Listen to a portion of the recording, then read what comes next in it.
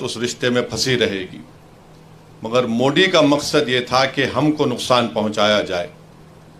फिर उसके बाद आप देखते हैं कि अनलॉफुल एक्टिविटीज़ प्रिवेंशन एक्ट को, जिसको कांग्रेस ने बनाया था बरसों पहले, फिर उसमें तरमीम की गई, ज़्यादती की गई। 2010-11 में चिदम्बरम जब होम मिनिस्टर थे, उस वक्त मैं बहैसियत रुकने पार्लिमान उसकी पार्लियामेंट में मुखालिफत किया। फिर 2019 में जुलाई में नरेंद्र मोदी के हुकूमत में अमित शाह ने अनलॉफुल एक्टिविटीज़ प्रिवेंशन एक्ट में इतनी गंदगी पैदा कर दी कि आज आप देखते हैं कि हमने उसकी मुखालिफत की थी। मजलिस इत्तेहादुल मुस्लिमीन ने मुखालिफत की, मगर उस वक्त भी ये तमाम सेकुलर पार्टी जो है वो तायीद किए थे उस बिल के। और आज उस कानून के तहत जो अमेंडमेंट लाया गया था, तरमीम की गई थी, आज आप देखते हैं कि 4.5 साल 5 साल से बच्चे जेलों में सड़ रहे हैं, और ज़्यादातर उसमें मुसलमान, फिर आपके ईसाई, आदिवासी हैं। एक ईसाई 85 साल का ज़ईफ़ शख्स जिसको जेल में डाल दिया गया UAPA में, वो तड़पता रहा, पुकारता रहा कि मैं गिलास उठाकर पानी नहीं पी सकता, मुझे गिलास में, या जो जेल में गिलास होता है उसमें सिर्फ स्ट्रॉ दे दिया जाए कि मैं चूस कर पानी पी सकूं। उसको कोर्ट से इजाज़त नहीं मिली, हुकूमत ने उसकी मुखालिफत की, वो 85 साल का स्टैन स्वामी जेल में ही मर गया। फिर आप देखते हैं कि मोदी ने CAA का क़ानून बनाया, और CAA के क़ानून में यह है कि अगर उसको NPR NRC से जोड़कर देखना ज़रूरी है, और जब NPR NRC होगा, जिसका मुझे ख़तरा है कि इस सितंबर में नरेंद्र मोदी की हुकूमत पूरे मुल्क में सेंसस का काम शुरू करेगी, और मोदी की कोशिश यही है कि सेंसस के साथ NPR और NRC का काम कराया जाए। अगर NPR NRC का काम होगा तो हम तमाम से कहा जाएगा कि आप कागज़ लाकर दिखाओ। आधार कार्ड काबिल कबूल नहीं होगा, पासपोर्ट, रेशन कार्ड काबिल कबूल नहीं होगा, ये शहरियत नहीं देता है आपको। आपको बोला जाएगा कि आपके दादा के अब्बा कहाँ पैदा हुए थे। उस ज़माने में बर्थ सर्टिफिकेट का कॉन्सेप्ट भी नहीं था। बर्थ सर्टिफिकेट का क़ानून तो शायद 1965 या 70 में बना था। इस मुल्क में सिर्फ 6 या 8% लोगों के पास पासपोर्ट हो सकता है। वो क़ानून बना दिया गया। अब सितंबर में अगर सेंसस होगा तो NPR NRC भी ये साथ करेंगे। आसाम में सुप्रीम कोर्ट के तहत NRC हुआ, NPR हुआ, उसमें कुछ 20 लाख के करीब आवाम के नाम नहीं आए, जिसमें 2 लाख मुसलमान थे। उन 2 लाख मुसलमानों से कहा जा रहा है कि आप फॉरेनर्स ट्रिब्यूनल को जाओ और अपनी भारत की नागरिकता, शहरियत साबित करो। और वो जो 18 लाख जो गैर मुस्लिम है, उनसे हेमंत बिस्व शर्मा आसाम का मुख्यमंत्री कह रहा है कि हम CAA के तहत आपको सिटीजनशिप दे देंगे।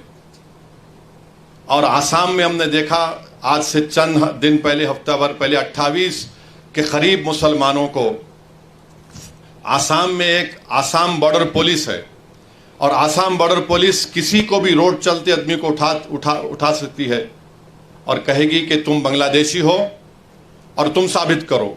तो फॉरेनर्स, जो शहरियत का कानून है, उसका सेक्शन 9 ये कहता है कि इल्ज़ाम अगर मुझ पर लगेगा तो मुझे साबित करना पड़ेगा कि मैं भारत का शहरी हूँ। और उसमें तरफ तमाशा ये है कि अगर एक ख़ानदान में 5 लोग हैं तो 4 भारत के नागरिक हैं, 1 भारत का नागरिक नहीं है। 28 लोगों को ले जाकर ट्राइब्यूनल, अच्छा वो ट्राइब्यूनल ऐसा है, वो बिल्कुल आर्बिट्री है। अब 28 लोग अब 2 साल तक मिनिमम जेल में रहेंगे, वहाँ उसमें रहेंगे। उसके बाद अगर बेल होगी, नहीं होगी तो निकलेंगे, वरना उससे पहले बेल।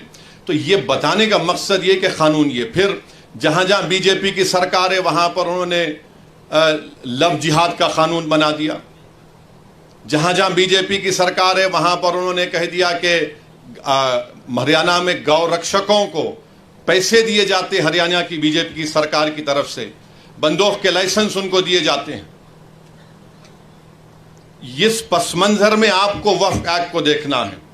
और उत्तराखंड में बीजेपी की सरकार है, वहां पर यूनिफॉर्म सिविल कोड का कानून बनाती है और वहां पर यह कहा गया कि आप निकाह नहीं कर सकते, स्पेशल मैरिज एक्ट में आप शादी करो।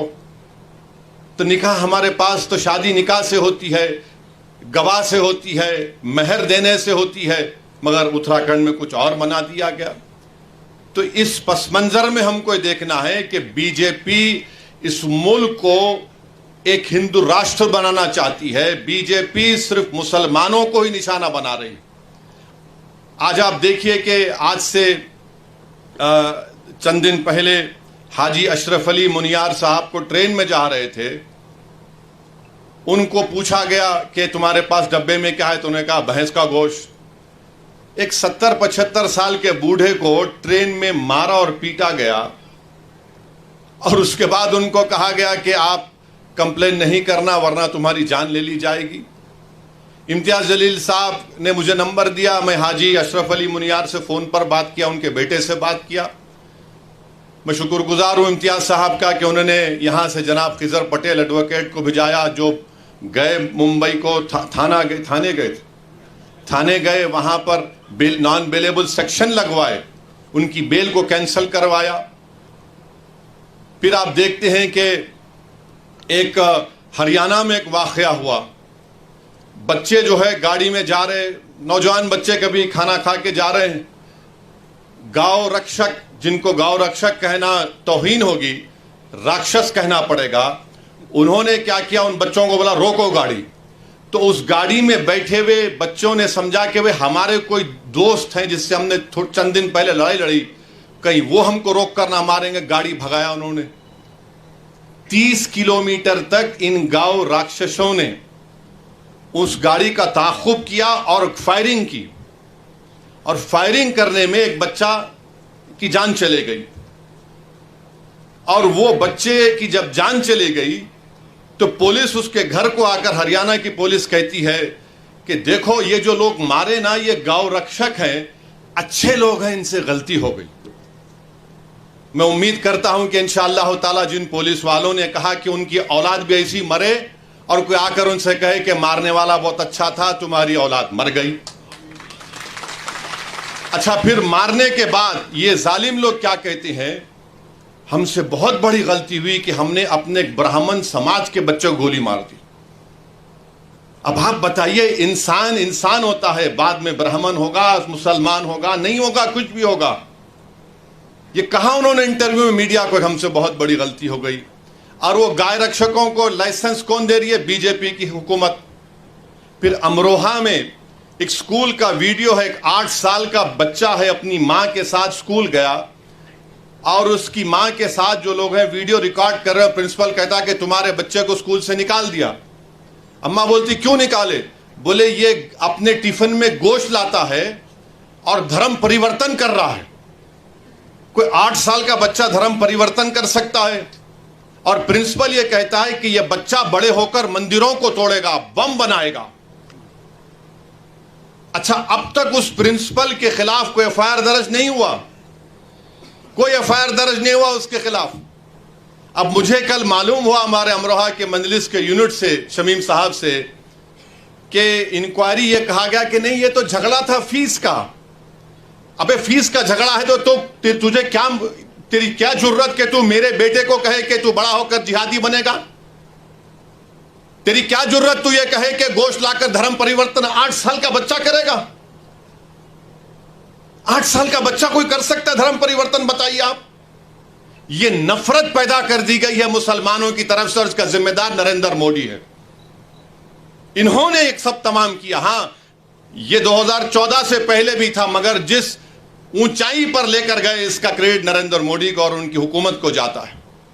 मेरे अजीज दोस्तों और बुजुर्गों, इस पस मंजर में आपको देखना है कि 2024 का बिल लाया गया है। ये वक्फ की जायदाद गवर्नमेंट की प्रॉपर्टी नहीं है, गवर्नमेंट ने हमको नहीं दिया, ये मुसलमानों ने वक्फ किया अल्लाह के नाम पर। अब नरेंद्र मोदी को तकलीफ क्या है? अब तो माइनॉरिटी का जो वजारत अखिलती बहबूद में मौलाना आज़ाद फेलोशिप थी, जिसमें 800-900 करोड़ मिलते थे, अक़लियतों के बच्चे जिसमें मुसलमान, ईसाई, सिख भी शामिल है, वो पीएचडी करते थे, नरेंद्र मोदी ने उसको भी ख़त्म कर दिया। अब ये कह रहे हैं कि जो जायदाद हमारे बुजुर्गों ने, हमारे आबो अजदाद ने अल्लाह के नाम पे वक्फ की, हम आपसे छीन लेंगे, हम आपसे छीन लेंगे। गवर्नमेंट ने नहीं दिया हमको, ना कांग्रेस की सरकार ने, ना जनता की सरकार ने, ना यूनाइटेड फ्रंट की सरकार ने, ना एनडीए की सरकार ने, ना यूपीए की सरकार ने, नेहरू से लेकर मोदी तक किसी वजीर आजम ने हमको वक्फ की जायदाद नहीं दी। हमारी प्रॉपर्टी है, मुसलमानों की प्रॉपर्टी है, अल्लाह के नाम पर जो वक्फ कर दी गई, इसका मालिक अल्लाह है, उसको मोदी छीनना चाहते हैं। और अफसोस मुझे इस बात का होता है कि यहां पर आप देखते हैं कि महाराष्ट्र में यहां पर शिंदे की हुकूमत है, जिसमें अजीत पवार भी हैं, बीजेपी भी है। जो शिंदे के एमपी पार्लियामेंट में खड़े होकर बोले ये कानून बनना चाहिए। अरे तुम जरा तारीख को पढ़ लेते महाराष्ट्र की। छत्रपति शिवाजी ने अपने जमाने में हजरत पीर बाबा याकूब सरवरी को रत्नागिरी में 652 एकड़ जमीन छत्रपति शिवाजी ने दी थी। और जो छत्रपति शिवाजी को का नाम लेकर अपनी सियासी रोटी सेकते हैं, तुम वक्फ की बिल की मुखालिफत कर रहे हो। 652 एकड़ छत्रपति शिवाजी ने हजरत पीर बाबा याकूब सरवरी को रत्नागिरी में दी। वहां के मुतवल्ली साहब से मैं बात किया, हमारे वकील साहब ने नंबर दिया था।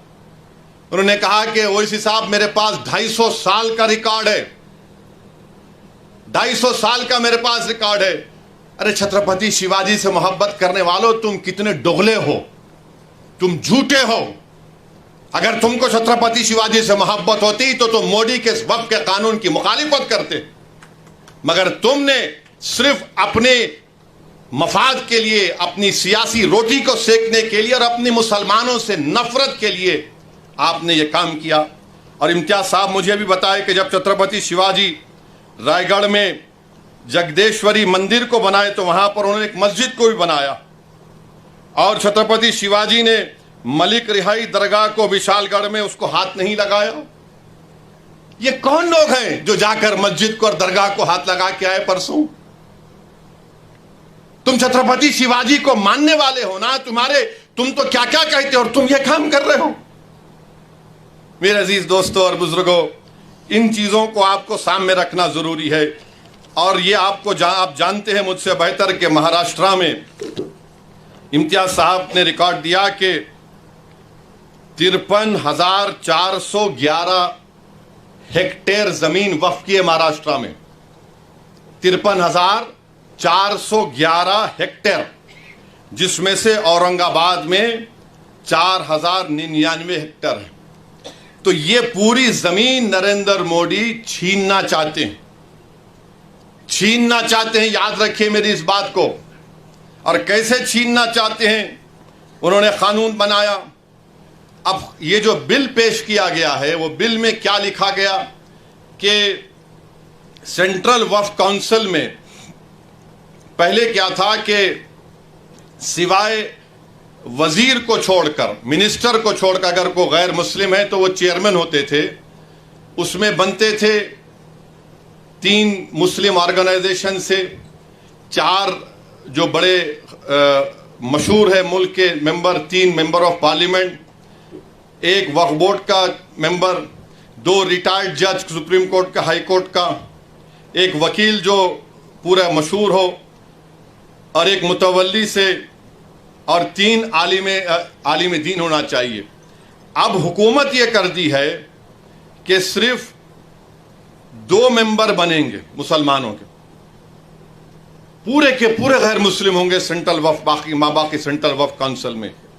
फिर आप देखिए कि जो स्टेट वक्फ बोर्ड है उसमें कह दिया गया है कि स्टेट वक्फ बोर्ड में पहले इलेक्शन होता था मुतवल्ली कैटेगरी में, आपके एमएलए कैटेगरी में, एमपी कैटेगरी में, फिर हाईकोर्ट के वकलाओं, मुस्लिम वकलाओं का इलेक्शन होता था, उन सबको बर्खास्त, इलेक्शन को बर्खास्त कर दिया गया और नामजद करेगी, नॉमिनेट करेगी हुकूमत। यानी पहले पूरे मुसलमान होते थे, अब सिर्फ शायद 2 या 4 रहने वाले हैं। अब उसमें भी क्या बोल रहे हैं कि एक मुतवल्ली, 2 आलिम दीन और 2 म्यूनसिपैलिटी या पंचायत के मेंबर को बीजेपी मेंबर बनाएगी। अब ये क्यों कर रहे हैं बताता हूं मैं आपको। स्टेट वक्फ बोर्ड में जब इलेक्शन खत्म हो जाएगा तो मोदी जी ये चाहते हैं कि औरंगाबाद की डिस्ट्रिक्ट कमेटी में पूरे के पूरे बीजेपी आरएसएस की जहनियत रखने वालों को मेंबर बना दिया जाए, क्योंकि जब स्टेट वक्फ बोर्ड में नॉमिनेट कर रहे तो यहां पर भी करेंगे। आप अंदाजा लगाइए कि ये आर्टिकल 14 के खिलाफ क्यों है। इसलिए है कि एक तो यह है कि जो आप कानून पढ़ेंगे काशी विश्वनाथ का, उत्तर प्रदेश में जो काशी विश्वनाथ का कानून है, उसमें साफ तौर पे कह दिया गया कि काशी विश्वनाथ में कोई भी गैर हिंदू मेंबर नहीं बन सकता। काशी विश्वनाथ का कानून ये कहता है। फिर आप जाकर तमिलनाडु का कानून देख लीजिए, वो भी ये कहता है कि कोई भी मुसलमान या गैर हिंदू उसका मेंबर नहीं बन सकता। तमिलनाडु का 59 का कानून है। फिर आप आंध्र प्रदेश का सेक्शन 3(2), उसमें कहा गया है commissioner, additional commissioner, joint commissioner, बल्कि कोई काम करने वाला भी गैर हिंदू नहीं हो सकता। कर्नाटका का 97 का कानून यह कहता है कि कोई गैर हिंदू मेंबर नहीं बन सकता। ओडिशा का कानून सेक्शन 5 कहता है कि हिंदू ही बनेगा। अच्छा, इन तमाम उत्तर प्रदेश, ओडिशा, कर्नाटका, तमिलनाडु, तेलंगाना, आंध्रा, ओडिशा ये कहता है कि अगर वो हिंदू मजहब को छोड़ता है तो मेंबर नहीं रह सकता हो। अब यहां पर हमारे वक्फ बोर्ड में आप आकर कह रहे हैं कि गैर मुस्लिम भी सेंट्रल वक्फ बोर्ड में बन सकता है। फिर एक झारखंड में एक बहुत बड़ी मंदिर है, वो पूरे मुल्क में 12 ज्योतिर्लिंग में उसका शुमार होता है। ये बीजेपी के लोग बड़ी बड़ी बातें करते हैं, इनको हम अपनी दलील से इनको हम झूठा साबित करते हैं। और वो क्या कानून है आपको बताना चाह रहा हूं कि वो कानून है बाबा बैद्यनाथ धाम। ये उसका 2015 का कानून है। सेक्शन 3 के तहत चीफ मिनिस्टर सब बनते हैं और उसी कानून में ये कहा गया, एक कंटिजेंसी रखी गई कि if the chairman or any of the other members mentioned in section 3(2) or in section 21 be not a Hindu, the state government may nominate any eminent person professing Hindu religion. अरे आप झारखंड के बाबा बैद्यनाथ धाम का कानून यह बनाते और कंटिजेंसी रखते हैं कि अगर कोई उस मंदिर के इलाके का कोई एमपी मुसलमान बन गया तो आप अपने आप को ताकत दे रहे हैं कि वो नहीं, हम किसी हिंदू को बना सकते हैं, ये सेक्शन में कहा गया। अच्छा, फिर आपके महाराष्ट्र में पंढरपुर की मंदिर है ना, पंढरपुर की मंदिर में सेक्शन 22H कहता है कि डिस्क्वालीफाई वो शख्स होगा जो हिंदू नहीं होगा। पंढरपुर की टेम्पल एक्ट कहता है 73 का सेक्शन 22H, निसार साहब जानते हैं। आप नहीं बना सकते किसी गैर हिंदू को। हमारे ऊपर क्यों कर रहे हैं आप ये? इसलिए कर रहे हैं ताकि पूरी जायदादों को छीन लिया जाए। जो 72,000 हेक्टेयर जमीन महाराष्ट्र में है, जब इनके चमचे आके बैठेंगे तो वो तो बादशाह सलामत जिंदाबाद के नारे ही लगाएंगे ना। और बीजेपी वाले बोलते मोदी है तो मुमकिन है, यकीनन मुमकिन है पूरी जायदाद को हड़प कर लेना। और बार बार आरएसएस वाले बोलते अरे भाई ये बताओ कि ये कुरान में लफ्ज वफ कहां पे आया। अरे आरएसएस वालों, दीन हम सीखेंगे उन उलमाओं के पैरों के पास बैठकर। तुम्हारी गंदी जबानों से हमको दीन सीखने की जरूरत नहीं है। अरे अगर आपको पढ़ना है, उलमा इकराम की मौजूदगी में कह रहा हूं कि आप देख लीजिए कि 73 मरतबा कुरान करीम में लफ्ज़ इन्फाक का इस्तेमाल हुआ है। और फिर आप ये भी जानते हैं कि ये जो एक अरबी के आलिम दीन ने मुझे बताया कि लफ्ज़ वफ़ जो है ये अरबी का एक वर्ड है, वखाफा, उससे आता है। अभी जे पहले बोल रहे नहीं, कहाँ है बताओ। कुरान करीम में सुवर का भी जिक्र है।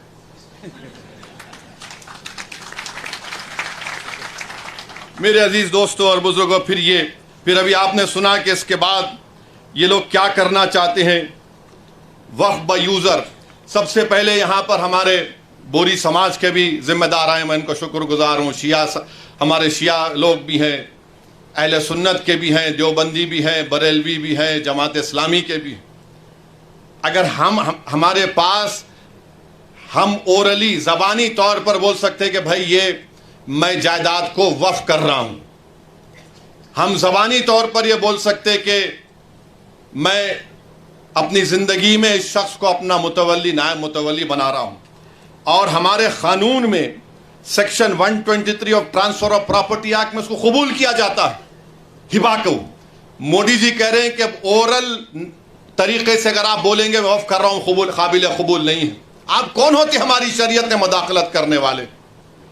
123 ट्रांसफ़र ऑफ प्रॉपर्टी एक्ट में हमको इजाज़त है कि हम अपनी प्रॉपर्टी को दे सकें। और फिर ये कहते हैं कि वक्फ को औलाद आप नहीं कर सकते अगर आप किसी एक लड़कियों के हक को मार रहे हैं, जिसके घर में कोई औरत नहीं है, उसको कोई राइट नहीं देता कि दूसरों के ऊपर उंगली उठाए।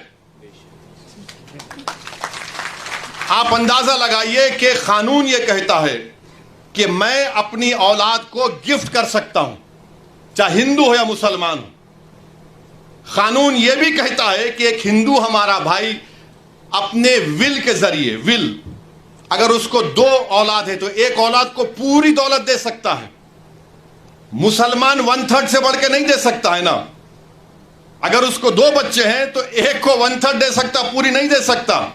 इन वहां के हमारे को सिखा रहे इंसाफ कि मुस्लिम खवातीन के बच्चों का हक नहीं मारना, गिफ्ट दे सकते। विल पावर आपके पास है। अच्छा, फिर आप ये भी देख लिया, अगर कोई हमारे हिंदू भाई बहन में अगर मर्द और शौहर है, दोनों काम करने वाले हैं, अगर शौहर मर गया तो शौहर के मरने के बाद उसकी जायदाद बीवी को नहीं मिलती, उसके मां बाप को मिलती। अगर वो उसकी बीवी मर गई तो बीवी की जायदाद उसके शौहर के मां बाप को मिलती। अब उस पर बात करो मोदी जी। आप हमसे कह रहे हैं हमारे पास अगर कोई ऐसा मरते हैं तो हमारे पास तरीका है किसको कितना मिलता है। ये कर रहे हैं। मतलब क्या है कि हमारे शरीयत को हमसे छीन लिया जाए। फिर उसके बाद ये उसमें यह भी बात कही दी गई कि वक्फ ब यूज़र, आंध्र प्रदेश में वक्फ ब यूज़र के बारे में आपको बताऊंगा कि उत्तर प्रदेश में 90% जायदादें, उत्तर प्रदेश में 90% जायदादें वक्फ ब यूज़र हैं। वक्फ 1 लाख, उत्तर प्रदेश में 1,22,599 वक्फ की जायदादें हैं, जिसमें से 1,12,000 तो खाली वक्फ ब यूज़र है। और वक्फ ब यूज़र का मतलब क्या है कि कोई किसी मस्जिद में उसका कब्जा है, 100 साल से है और वहां पर नमाज हो रही है, दरगाह है, खानका है, उर्स हो रहा है। अब आप बताइए, ये कह रहे हैं वक्फ ब यूज़र नहीं होगा। यानी मैं जो लॉ ऑफ एविडेंस है, निसार साहब बताएंगे तफसील से बाद में आपको। पोजेशन का मतलब यह नहीं है कि मालिक बन जाऊं, तो पोजेशन के लिए इस्तेमाल भी तो है। मस्जिद है, इस्तेमाल कर रहा हूं नमाज के लिए, ईदगाह है, नमाजें हो रही हैं, दरगाह है, खानखाएं हैं। तो मोदी जी को मालूम था कि उत्तर प्रदेश में 1,12,000 मुसलमानों की जायदादों को कैसे हासिल करना है, तो वक्फ ब यूज़र उड़ा दो। तेलंगाना में आप देखिए करीब 33,000 के करीब वक्फ की जायदादें हैं। तेलंगाना में जो 33,929, जिसमें से 90% जायदादों के पास डीडी नहीं है। डीडी नहीं है। अब ये डीड का चक्कर ये है कि अगर खुदा ना खास्ता यह कानून बन जाएगा तो फिर आपको जितनी वक्फ की जायदादें हैं उसको रजिस्टर करवाने के लिए जब आप जाएंगे कलेक्टर साहब के पास, तो कलेक्टर बोलेगा कहां है इसका कागज। CAA में कागज पूछ रहे, ये कानून में भी कागज पूछ रहे। अब आप बताइए कि 300 साल, 200 साल, 100 साल पुरानी जायदादें हैं, कौन सा कागज रहेगा? कौन सा कागज रहेगा बताइए आप। नहीं, कागज लाओ तभी इसका रजिस्ट्रेशन होगा।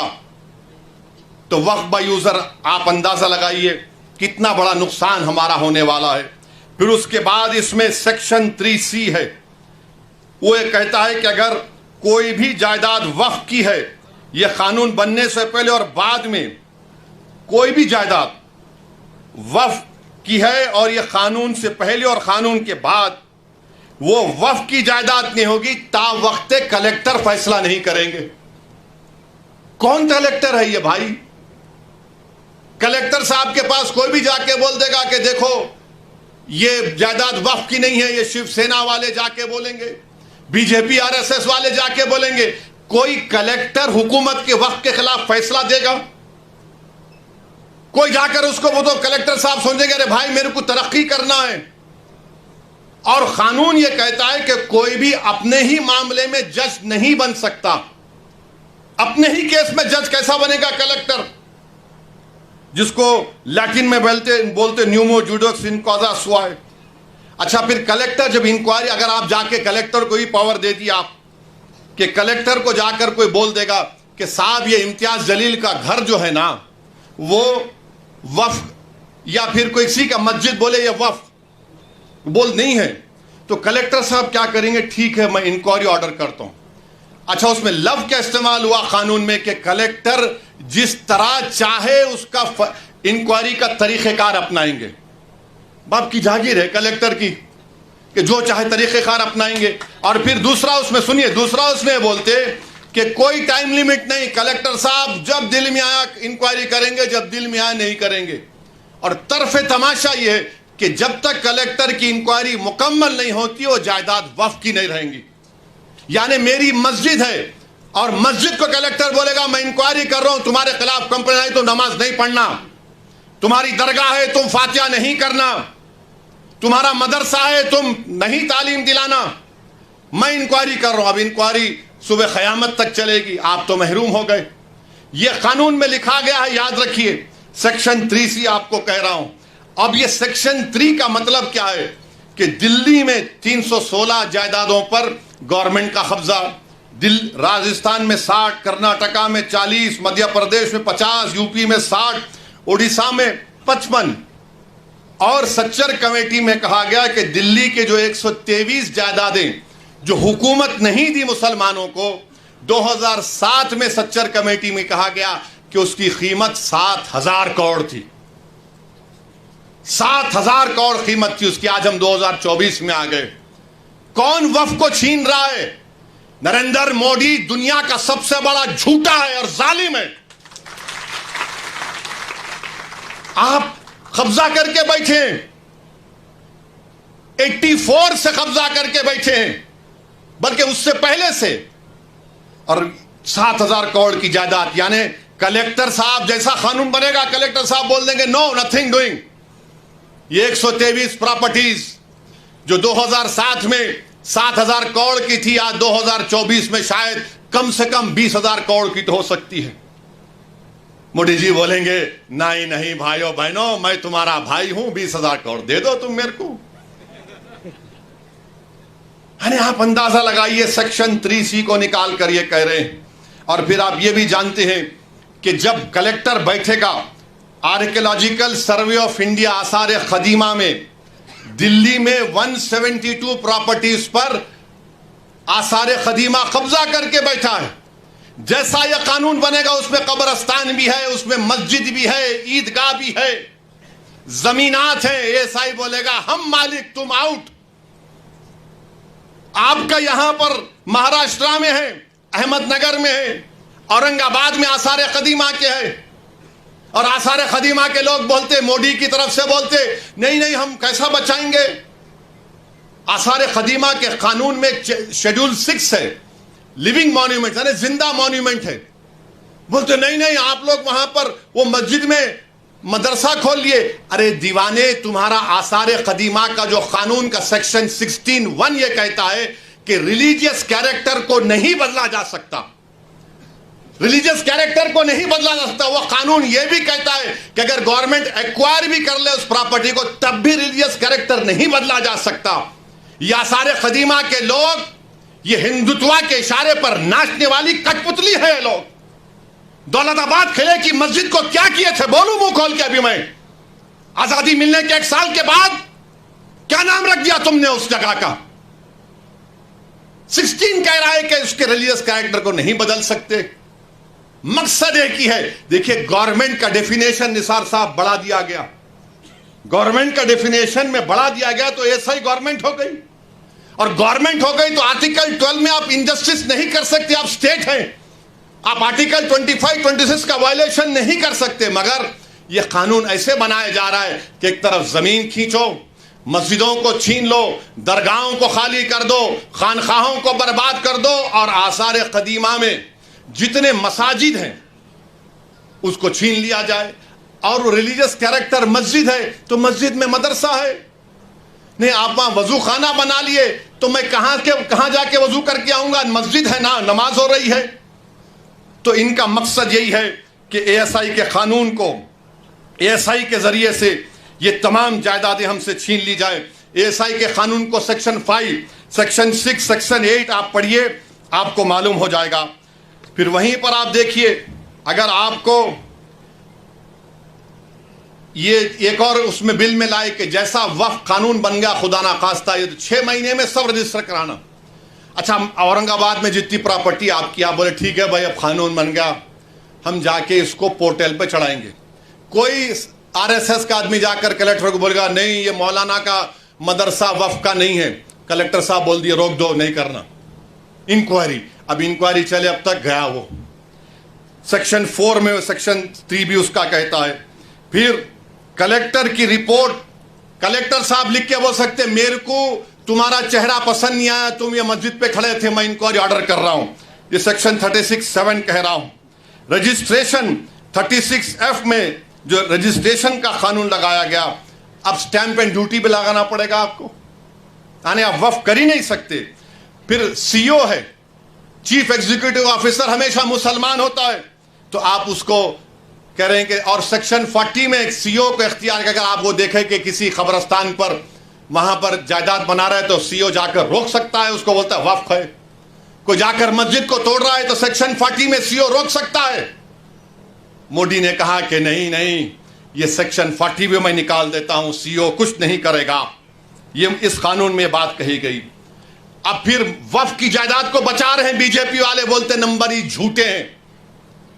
मौजूदा कानून ये कहता है सेक्शन 52 में, अगर कोई वक्फ की जायदाद को चोरी करता है, जायदाद को बेचता है, तो 2 साल कैद बामुशक्कत सजा है, 2 years रिगरस इंप्रिजनमेंट।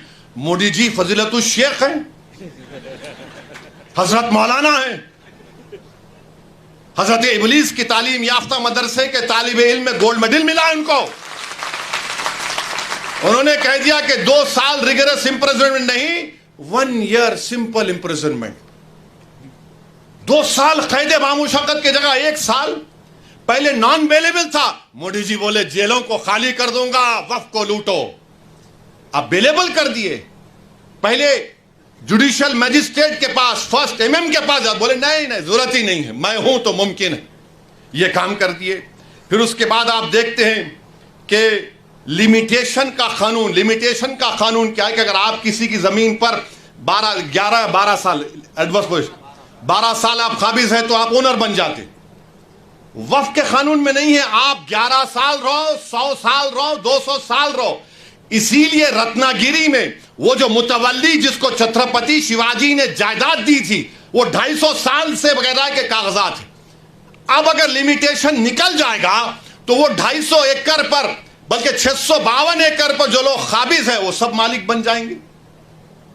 मोदी जानते हैं कि पंजाब में कई ऐसी जायदादें हैं जो खाली पड़ी हुई है। तो मोदी जी बोले, एक मीटिंग में मोदी बोले मैं ड्रोन भिजा के मालूम कर लेता हूं, जाके देखो गूगल पे आप। तो शायद नरेंद्र मोदी ने ड्रोन भेजा होगा पंजाब को और रत्नागिरी को, देखा होगा अरे हाँ यहां पर फायदा है। मेरे भाई, लिमिटेशन का जो मामला है, हिंदू एंडोमेंट बोर्ड में लिमिटेशन का सेम कानून है। अगर कोई हिंदू मंदिर की जायदाद पर 50 साल से भी काबिज है तो काबिज है, वो मालिक नहीं बनता। मोदी कह रहे हैं तू काबिज है, मैं तुझे मालिक बनाऊंगा। यह इस कानून में लाया गया है। और फिर उसके बाद आप देखते हैं कि ऐसी ट्राइब्यूनल का मामला है। ट्राइब्यूनल जो है, वक्फ का एक ट्राइब्यूनल होता है। अगर कोई हिंदू भाई ये कहे, मिसाल के तौर पर समझा रहा हूं, कि अगर औरंगाबाद में एक जायदाद को वक्फ कर दिया गया तो कैसे वक्फ होती है? गवर्नमेंट का एक सर्वे कमिश्नर होता है, गवर्नमेंट का, महाराष्ट्र सरकार का। वो सर्वे कमिश्नर जाकर देखता है कि भाई ये वाकई में जो वाकिफ है उसकी जायदाद है नहीं। वो जब मुतमईन हो जाता, सर्वे कमिश्नर महाराष्ट्र की सरकार को लेटर लिखता है कि इसका मालिक फला शख्स है, इसको वक्फ किया जा सकता है। महाराष्ट्र की सरकार गजीट इशू करती है और उस गजीट का मुखालिफत मुसलमान 1 साल तक कर सकता है और गैर मुस्लिम कभी भी कर सकता है। अब उसके बाद वो ट्राइब्यूनल को गया। ट्राइब्यूनल में जैसा कि निसार साहब ने बताया कि यहां का डिस्ट्रिक्ट सीनियर जज ट्राइब्यूनल का जज होता है, एक शख्स जिसको इल्म मालूम, उनका तखर्रुर, और एक गवर्नमेंट की तरफ से। अब मोदी जी बोले कि नहीं नहीं नहीं, ये ट्राइब्यूनल का फैसला फाइनल कैसे होगा? फाइनल नहीं हो सकता है। और मोदी जी ने क्या किया? रिटायर्ड डिस्ट्रिक्ट जज और एक रिटायर्ड गवर्नमेंट एम्प्लॉय, वो तय करेगा। मेरे भाई, जब आप रेलवेज का ट्राइब्यूनल है, आरसीटी, एनजीटी, एयरपोर्ट का AIT, national waters dispute tribunal NBWDT, national consumers dispute redressal commission, income tax appellate tribunal, national company law tribunal, appellate tribunal for electricity, intellectual property appellate board, CAT, competition appellate tribunal, arm forces debt recovery tribunal, securities appellate tribunal, telecom dispute settlement appellate tribunal. ये सब final है, ये सब final है, मगर हमारा tribunal क्यों नहीं फाइनल होगा? और ये आरएसएस वाले झूठे हैं, बीजेपी वाले झूठे हैं, शिंदे वाले झूठे हैं, कह रहे हैं कि नहीं ये फाइनल कैसे होगा, अपील नहीं होगी। अरे दीवाने, रिवीजन पिटीशन डाला जाता है। ये तमाम 15 ट्राइब्यूनल का डिसीजन फाइनल है। इसके खिलाफ हाई कोर्ट में जब जाते हैं तो रिवीजन जाता है। लाखों करोड़ों केसेस कोर्ट में पेंडिंग है, ट्राइब्यूनल से जल्द फैसला होता है। नरेंद्र मोदी जी बोले नहीं, ट्राइब्यूनल फाइनल नहीं होगा, रिवीजन नहीं, अपील, माने फिर अपील सुनना हाई कोर्ट। अच्छा, उसमें हैरत अंगेज बात देखिए, अब ट्राइब्यूनल में केस चलता है। मोदी जी ने कह दिया कि अगर महाराष्ट्र की सरकार यह कानून बनने के बाद ट्राइब्यूनल नहीं बनाती है तो उन्हें डायरेक्ट हाई कोर्ट चले जाना। अगर ट्राइब्यूनल बनाती है, नहीं बनाती है, तो मोदी, महाराष्ट्र की सरकार बोलेगा हिंदू एंडोमेंट ट्राइब्यूनल के पास चले जाओ या किसी और ट्राइब्यूनल के पास चले जाओ। अगर 2 लोग हैं, एक बढ़ गए तो उन्हें सुन ले सकते हैं। अभी निसार साहब बता रहे थे, दोनों में झगड़ा हो गया तो क्या होगा, उसका भी कोई प्रोविजन नहीं। यानी अगर आप देखेंगे तो हर तरीके से, हर जाविये से आप देख रहे हैं कि जायदाद को मुसलमानों से छीन लिया जाए।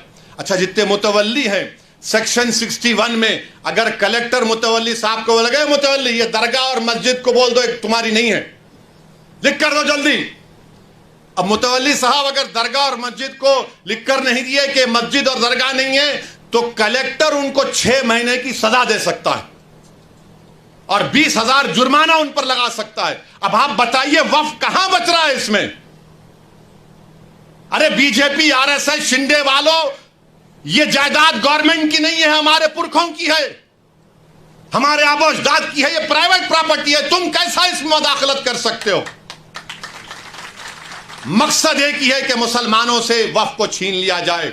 और मुझे आखिर में सिर्फ इतना कहना है कि मुझे मौलाना खालिद सैफुल्लाह रहमानी साहब दामन बरकातहू के अल्फाज याद आ रहे हैं। उन्होंने कहा कि वक्फ की जायदाद एक इबादत है, एक इबादत है। वो, हमको हमारी इबादत से महरूम कर दे रहे आप। दरगाह सलीम चिश्ती है। बाज ऐसे रंग बिरंगी कपड़े पहनकर मोदी के पैर छूने वालों, तुम्हारे बाप दादा की खबरों को जब छीन लिया जाएगा तुमको अंदाजा होगा। तुम जब चमचागिरी कर रहे हो नरेंद्र मोदी की जाकर, बड़े बड़े आस्थानों के तुम वाबस्ता, और याद रखो बड़े बड़े आस्थानों से वाबस्ता होने की बुनियाद पर तुम बड़े नहीं होते। अल्लाह का खौफ और उसके हबीब से मोहब्बत तुमको बड़ा बनाती। वहां जाकर बोले नहीं ऐसा नहीं है। अरे तुम्हारे बाप का है ये वक्फ, तुम्हारे बाप का वक्फ है ये अल्लाह के नाम पर किया गया वक्फ है। इसका मालिक अल्लाह है, सुबह क़यामत तक इसका मालिक अल्लाह रहेगा। मगर ये लोग जाकर चापलूसी कर रहे हैं, चमचागिरी कर रहे हैं। तो मेरे अजीज दोस्तों और बुजुर्गों, ये चीजों को देखकर मेरी आपसे अदबन गुजारिश है कि आप लोग all India Muslim personal law board ने जो फैसला लिया है कि आप इस कानून के खिलाफ आप लोग QR कोड के जरिए या अपने लेटर के जरिए या ईमेल के जरिए आप जॉइंट वर्किंग कमेटी को भिजाइए, अपना प्रोटेस्ट लॉन्च करिए। 15 सितंबर तक आखिरी तारीख है, या तो अंग्रेजी में होगा या हिंदी में होगा। मेरी आपसे गुजारिश है कि इसका आगे बढ़कर हिस्सा लीजिए। याद रखो मुसलमानों, हमने एक मस्जिद को खो दिया, तुम और कितनी मस्जिदों को खोने के लिए तैयार हो। एक मस्जिद को हमने खो दिया। याद रखो अगर यह खुदा ना खास्ता कानून बनेगा तो सिर्फ काशी मथुरा नहीं, कोई मस्जिद नहीं बचेगी भारत में जो झगड़े शुरू हो जाएंगे। मस्जिदों को बंद कर दिया जाएगा, कलेक्टर बोलेगा नहीं मस्जिद नहीं है, खानखाओं को दरगाहों को बंद कर दिया जाएगा। इस तरह का गंदा कानून नरेंद्र मोदी बना रहे हैं। और अजीत पवार का मैंने एक इंटरव्यू पढ़ा अखबार में, उन्होंने कहा कि हम महाराष्ट्र के विकास के लिए मोदी का साथ दे रहे हैं, सेकुलरिज्म पर हम कॉम्प्रोमाइज नहीं करें। तो अजीत पवार, अगर सेकुलरिज्म तुम में जिंदा है तो तुम खुलकर इसकी मुखालिफत करो, बोलो तुम जाकर मोदी को यह कानून गलत है। जो छत्रपति शिवाजी को मानने वाले हैं, क्या तुम भूल गए कि छत्रपति शिवाजी ने रत्नागिरी में उस दरगाह को 652 एकड़ जमीन दी थी? ये कौन सी तुम्हारी मोहब्बत है? ये हमारी जमीन है, हमारी जायदाद है, अल्लाह के नाम पर इसका मालिक अल्लाह है। तुम हमसे छीनना चाह रहे हो। तुम्हारा दिल नहीं भरा 6 दिसंबर से, तुम्हारा दिल नहीं भरा दिल्ली की सड़कों पर हमारे खून की होली खेलने से, तुम्हारा दिल नहीं भरा हमारे बच्चों का एनकाउंटर करने से, तुम्हारा दिल नहीं भरा बुलडोजरों से हमारे घरों को तोड़ने से, तुम्हारा दिल नहीं भरा हमारे बच्चों के सरों से हिजाब खींचने से, तुम्हारा दिल नहीं भरा हमको इस मुल्क की शरीयत खत्म करने का कानून बनाया। अब तुम हमको हमारे वजूद को मिटाना चाहते हो। खुदा की कसम हम अपने वजूद को मिटने नहीं देंगे इंशाअल्लाह ताला। हम अपने वजूद को मिटने नहीं देंगे इंशाअल्लाह ताला। तो मेरे अजीज दोस्तों और बुजुर्गों,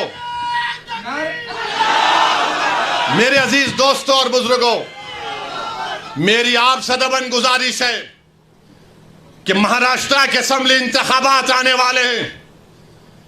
मैं आपसे अपील कर रहा हूं, जो लोग वक्फ की जायदादों को बर्बाद करने आ रहे हैं, आप और हम मिलकर उनको इंशाअल्लाह बर्बाद कर देंगे सियासी तौर पर। मेरी आपसे अपील है कि मैं यकीनन कह रहा हूं कि इस महाराष्ट्र की विधानसभा में आपको इम्तियाज जलील को और मंजलिस के नुमाइंदों को भिजाना जरूरी है। तुम्हारी आवाज हो, अगर तुम्हारी आवाज नहीं होगी तो कौन आवाज उठाएगा? तुम नहीं देखते पार्लियामेंट में क्या हो रहा है? तुम नहीं देख रहे पार्लियामेंट में कौन पुकार रहा है दीवानों की तरह? क्या तुमको नजर नहीं आ रहा कि किसके कलेजे में, सीने में, किसकी आंख में आंसू है जो तड़प तड़प कर देख रहा है कि मेरे बर्बादी का कानून मेरे आंखों के सामने बनाया जा रहा है? कौन होगा तुम्हारी आवाज को? छोड़ो इन चीजों को। कभी अपनों को भी तो अपनाओ, कभी अपनों को तो समझो। जो तुम्हारे लिए दिनों रात मेहनत कर रहे हैं उनकी आवाज बनाकर भिजाओ। यकीनन हराना है इंशाअल्लाह ताला, इन लोगों को हराएंगे इंशाअल्लाह ताला। मगर हराने का मतलब यही नहीं है कि तुम अपनी आवाज का गला घोट दो। तुम अपनी आवाज का गला घोट कर कैसे दूसरों के सर पर ताज रख सकते हो, मुझे बताओ। यह तो नहीं हो सकता मेरे भाई। तो मेरी आपसे गुजारिश है कि इस बात पर भी आप गौर करिए। हम लड़ रहे हैं और लड़ते रहेंगे इंशाअल्लाह ताला। और अगर मोदी ये कानून बनाते हैं तो जैसा कि पर्सनल लॉ बोर्ड ने फैसला लिया कि अगर एहतजाज होगा मोदी जी तो आप हमारे वजूद को मिटाना चाह रहे हैं, बेहतर यह है कि मैं रोड पर आकर अपने आप को खत्म कर लूं, मगर अपने घर में बैठकर अपनी जायदादों को छीनना नहीं देख सकता जो अल्लाह उसका मालिक है। मैं घर में बैठकर नहीं दे सकता कि जिसका मालिक अल्लाह है उसको जायदाद को छीन लिया जाए। यह हुकूमत की जिम्मेदारी होगी। आपको अगर कानून बनाना है तो रोजगार दो, कानून बनाना है तो महिलाओं को बचाओ। अरे कैसा हमारा मुल्क हो चुका है कि उज्जैन में बीच सड़क पर फुटपाथ पर एक जालिम शैतान एक खातून की अस्मत रेजी कर रहा है। यह कैसा हमारा देश हो गया है? यह गांधी का मुल्क, यह आजाद का मुल्क, अंबेडकर का मुल्क, कि वो उसका वीडियो निकाल रहा है अस्मत रेजी का। यह कैसा हमारा वतन हो गया है जब हमने अंग्रेजों से खंदा मिलाकर जलियांवाला बाग में अपनी जानों को दे दिया। हमने काला पानी की सजाएं हमारे हिंदू भाइयों के साथ काटी। आज एक अशरफ मुनियार को ट्रेन के डब्बे में पीटा जाता है तो कोई उफ नहीं बोलने तैयार। बचाना तो छोड़ो, कोई उफ बोलने के लिए तैयार नहीं है। याद रखो, जब आप अपनी लड़ाई नहीं लड़ेंगे कोई तुम्हारी लड़ाई नहीं लड़ेगा। तुम्हारी लड़ाई तुमको लड़ना पड़ेगा। तुम 70 साल से सोच सोच कर धोखा खा चुके हो कि कोई और हमारी लड़ाई लड़ेगा। नहीं मेरे भाई, तारीख में अगर नाम लिखा जाना है तो यह वक्त है अपनी लड़ाई लड़ने का। यही वक्त है अपने वोट से अपने नुमाइंदों को औरंगाबाद से भिजाने का। तो मेरी आप तमाम से गुजारिश है कि आप पर्सनल लॉ बोर्ड ने जो आपके सामने बात कही है, आप ज्वाइंट वर्किंग कमेटी को अपने एतराजात, अपना प्रोटेस्ट ईमेल और पोस्ट के जरिए भिजाइए। 15 सितंबर आखिरी तारीख है और अल्लाह से कसरत से दुआ करिए कि परवरदिगार तो हमको जिंदा रख कर ये नज़ारे मत दिखा कि हमारी जमीनें जिसका तू मालिक हमसे छीन ली जाए। अल्लाह से हम गिड़गिड़ा कर सरबसूद होए, से गिड़गिड़ा कर भीख मांगे, इत्तेहाद पैदा करिए। ये कानून ना देवबंदियों के मफाद में है, ना बरेलवियों के मफाद में है, ना अहले हदीस के मफाद में है, ना बोरी समाज के मफाद में है, ना अथना शरी शिया के मफाद में है, ना आगा खानी शियाओं के हक में है, किसी के हक में नहीं है। ये सिर्फ और सिर्फ मोदी जायदादों को छीनने के लिए कानून बना रहे हैं। अल्लाह इन जायदादों की हिफाजत करे।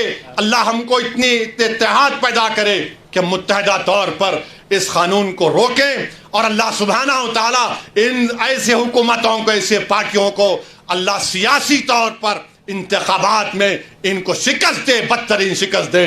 वाखिर दावाना अल्हम्दुलिल्लाहि रब्बिल आलमीन। जज़ाकल्लाह खैरन कसीरा भाई, आप तशरीफ रखें। किसी के जहन में अगर कोई सवाल इस कवानीन से लेकर है, कवानीन के मुतालिक अगर कुछ सवालात है तो इंशाअल्लाह सदर मोहतरम उसके जवाब देंगे। भाई तमाम अहबाब अपने अपनी जगहों पर बैठ जाए। अभी क्वेश्चन एंड आंसर सेशन होगा। अगर किसी को इस कानून के मुतालिक कुछ चीजें समझनी है तो इंशाअल्लाह सदर मोहतरम उसका जवाब देंगे। आप लोग बैठ जाए।